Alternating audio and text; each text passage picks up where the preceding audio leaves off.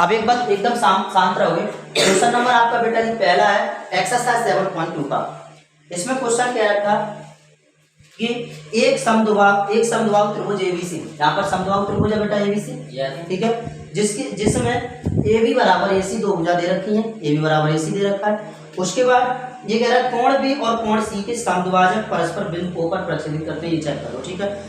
उसके बाद इसने कहा है कि ए और ओ को जोड़िए, ए और ओ को जोड़िए, देखो जोड़ दिया बेटा हमने, ठीक है। उसके बाद दर्शाइए कि ओ बी बराबर ओ सी, पहला पार्ट सिद्ध करना है ओ बी बराबर ओ सी, दूसरा सिद्ध करना है ए ओ कोण ए को समद्विभाजित करता है, ये देखो, ठीक है। तो जो दिया था चित्र में बनाना था, चित्र बना लिया, दिया था ए बी सी में ए बी बराबर ए सी, बी और सी के समद्विभाजक बिंदु पर प्रक्षेपित करते हैं। सिद्ध करना है ओ बी बराबर किसके ओ सी के, और ए और कोण ए को समद्विभाजित करता है, ठीक है। प्रूफ देखो इसका उत्पत्ति हमने यहाँ पर लिया, ये ओ बी बराबर ओ सी कब सिद्ध कर पाओगे आप लोग, जब ये वाला ट्रायंगल और ये वाला ट्रायंगल आपस में सर्वांग सिद्ध कर दोगे, ठीक है बेटा। तो VOD तथा COE में आप देख रहे हो कोण D कोण E के बराबर, क्यों, क्योंकि 90 अंश है। कोण BOD कोण COE के बराबर है, क्योंकि शीर्षाभिमुख कोण है, आपस में बराबर है, आमने सामने कोण है, ठीक है बेटा। अब यहाँ पर आपको पता है कि दो त्रिभुजों के दो एंगल आपस में बराबर मिल जाते हैं, तो तीसरा अपने आप बराबर हो जाता है। तो कोण सर्वांग समता नियम से BOD सर्वांग सम सिद्ध हो गया किसके, COE के। जब क्योंकि BOD सर्वांग सम है COE के, तो उस कंडीशन में इसलिए OB बराबर होगा OC, क्यों, क्योंकि Y CPCT यानी CPCT के द्वारा, CPCT की फुल फॉर्म भी मैंने बताई थी, corresponding parts of congruent triangle. इस सर्वांग सम त्रिभुजों के संगत भाग हमेशा बराबर होते हैं, ओके। तो उसके बाद अब इसमें दूसरा पार्ट हमें सिद्ध करना है, एक ओ कोण एक को समद्विभाजित करता है। तो अब हम यहाँ पर ये वाला ट्रायंगल, ये दोनों के बराबर सर्वांग सम सिद्ध करेंगे। उसके बाद में यहाँ से ये पार्ट भी निकाल लेंगे। तो पहले आप ये नोट कर लो, पहला वाला पार्ट, दूसरा मैं भी कराता हूँ, ठीक है। आ रहा था सही आ रहा, तो वीडियो बना रहे तभी आ जाता वीडियो। अब कैसा देखो चेहरा आ रहा है इसमें, ठीक, समझो। इधर देखो बेटा, अब हमें दूसरा पार्ट सिद्ध करना है। दूसरा पार्ट क्या है, दूसरा पार्ट हमें सिद्ध करना है, जो AO है, AO कोण A को क्या करता है, समद्विभाजित करता है।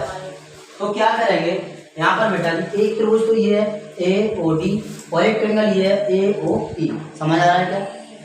तो यहाँ पर देखो एक ट्रायंगल ले लो, क्योंकि त्रिभुज AOD तथा त्रिभुज AOE में, ठीक है बेटा। पहला वाला ट्रायंगल AOD, दूसरा वाला ट्रायंगल AOD में। अब यहाँ पर आपको पता है सर, यहाँ पर ये जो है वो 90 डिग्री है और ये भी कितना 90 डिग्री है, ठीक है। तो कोण D बराबर क्या होगा, कोण E होगा, क्यों, क्योंकि 90 डिग्री है, ठीक है बेटा, समझ आया।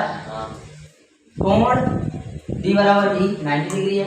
अब यहाँ पर एक बात बताओ, ये पूरी भुजा थी AB और बराबर थी किसके, AC के, तो ये जो D आपका इसमें मध्य है, तो ये आधी AD जो होगी वो डाई किसके हो जाएगी, AD AE के बराबर हो जाएगी, ठीक है। अब आप इसमें एक और बात समझो, ये वाली भुजा एक बार देख रहे होगे बेटा, मेरी बात समझना ध्यान से। AB बराबर AC था, बोलो दिया था, दिया है। अब इसका अगर मैं आधा कर दूं तो आधा करने पर AD बराबर AE होगा या नहीं होगा, ठीक है। तो AD बराबर कितना हो जाएगा, AE हो जाएगा, ओके, समझ आ रही बात। अब दूसरी कंडीशन में दोनों त्रिभुजों में देख लो, ये भुजा वेनिस्ट है, तो AO बराबर क्या हो जाएगा, AO, क्यों, क्योंकि वेनिस्ट हो जाएगा, समझ आ रहा है, वो वेनिश हो जाए। अब बेटा यहाँ पर समझोगे ध्यान से, भुजा कोण भुजा, भुजा कोण भुजा, यहाँ पर क्या करेंगे, भुजा हाँ, भुजा कोण भुजा सर्वांग समता नियम से, चाहे तो ऐसे लिख दो, साइड एंगल साइड SAS भी लिख सकते हो, ठीक है। साइड एंगल साइड सर्वांग समता नियम से दोनों त्रिभुज क्या हो गए बेटा जी, सर्वांग सम सिद्ध हो गए। त्रिभुज AOD सर्वांग सम है त्रिभुज AOE के, ओके। ये सर्वांग सम है, तो इस कंडीशन में क्योंकि ये सर्वांग सम है, सो इसलिए ये जो ए और रेखा होगी वो बेटा ये कोण ए को क्या करेगी, समद्विभाजित करेगी, ठीक है। सो इसलिए ए को कोण ए को समद्विभाजित करता है या करती है, ठीक है बेटा, समझ आया क्या? तो ये हुआ आपका दूसरा पार्ट भी सिद्ध हुआ, हैज प्रूफ दैट, ठीक है लोग। एक बार दोबारा समझोगे, हमने क्या बताया था, दोनों त्रिभुजों को सर्वांशम सिद्ध करो, मतलब दोनों त्रिभुज लिया, त्रिभुज एओडी तथा एओडी। यहाँ पर देखो बेटा डी ई के बराबर 90 डिग्री है और ये वाली भुजा इसके बराबर हो जाएगी और ये वाली भैनिष्ठ भुजा एओ बराबर एओ हो जाएगी। इसका मतलब भुजा कोण भुजा सर्वांशम का नियम से दोनों त्रिभुज सर्वांशम हो गए। जब ये सर्वांशम त्रिभुज हो गए तो इसके संगत पार्ट भी क्या होंगे, सर्वांशम होंगे, वो सब बराबर होंगे। इसका मतलब क्या लिखेंगे, बाइसिटी, क्या लिख देंगे बेटा, बाइसिटी, ओके। ये आपका फाइनल आंसर है नोट।